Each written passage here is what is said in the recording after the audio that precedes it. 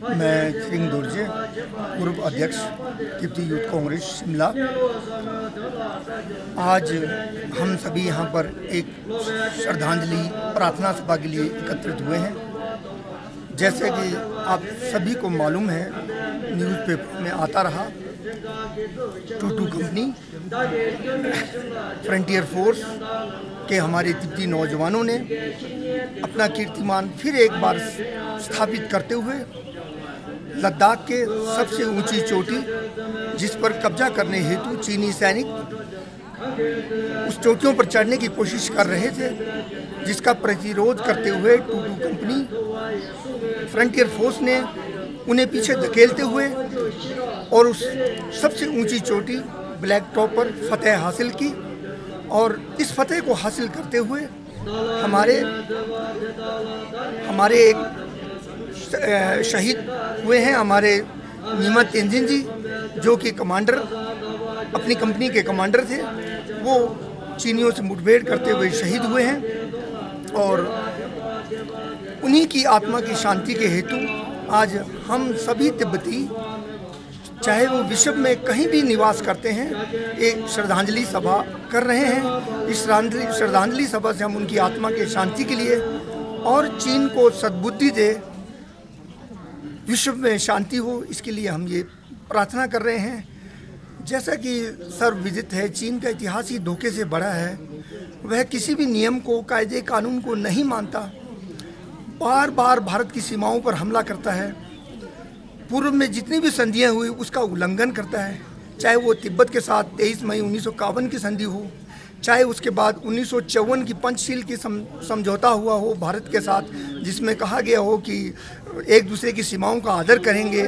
तिब्बत चीन का हिस्सा है, चलो वो भारत ने किसी भी मजबूरी में, उस टाइम भारत भी आज़ाद हुए चंद ही वर्ष हुए थे, कहना पड़ गया हो, लेकिन उसको भी उल्लंघन करते हुए 8 साल के लिए उन्होंने जो समझौता किया था उसका भी इंतजार ना करते हुए सन 56-58 में ही भारतीय सीमाओं पर फिर कब्जा करना शुरू कर दिया। 1950 में तिब्बत के गुलाम हो जाने के बाद भारत की सीमाओं पे कब्जा करना शुरू कर दिया, लद्दाख में कब्जा कर लिया, सड़कें तक बना ली और इधर उत्तराखंड के बाराहुती क्षेत्र, चमोली डिस्ट्रिक्ट के अंदर उस क्षेत्र पर कब्जा कर लिया, अपना अरुणाचल में कब्जा कर लिया। और ये सब बातें माननीय प्रधानमंत्री जी ने 1960 में चीन के प्रधानमंत्री चौवन लाई से डिस्कस किया। आपने हमारी 40,000 वर्ग किलोमीटर भूमि पर कब्जा कर लिया है।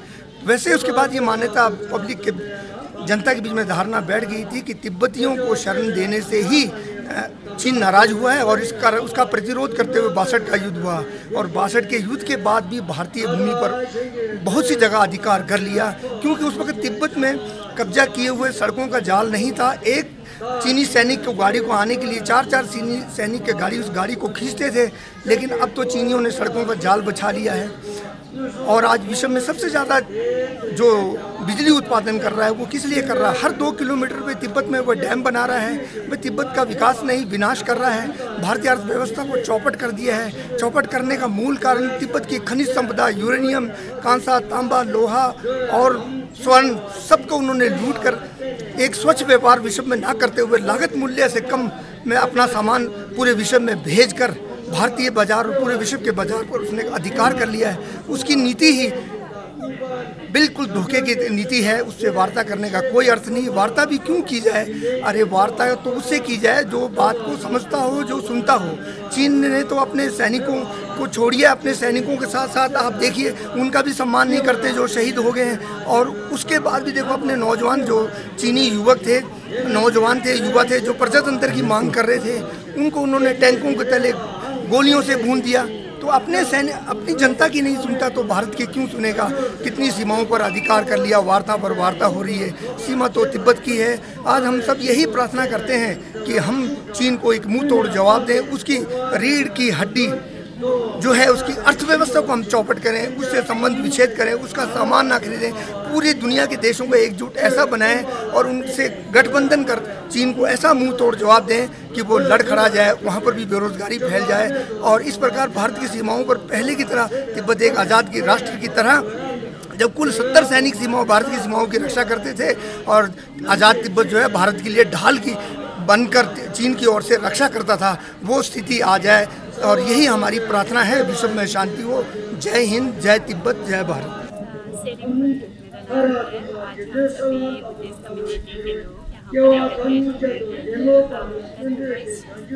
जी, जो शहीद हुए हैं,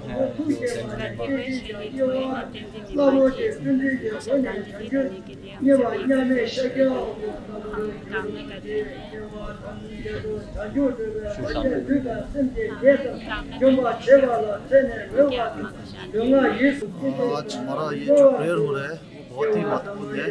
हम जो टिबेटन मार्टियर जो गुजर गए हैं चाइनीज़ बॉर्डर पे, उनके लिए हम यहाँ पे प्रेयर कर रहे हैं ताकि उनकी आत्मा को एक श्रद्धांजलि मिले और उनके दोबारा रिबर्थ में दोबारा एक अच्छा रिबर्थ हो, इसके लिए हम यहाँ प्रेयर कर रहे हैं। ये जो बुद्धिस्ट प्रेयर्स हैं, इसका कितना सिग्निफिकेंट है ऐसे समय पर जब एक शहीद हुए हैं, और विश्व शांति के लिए कितना ज़रूरी है इस तरह की पूजा?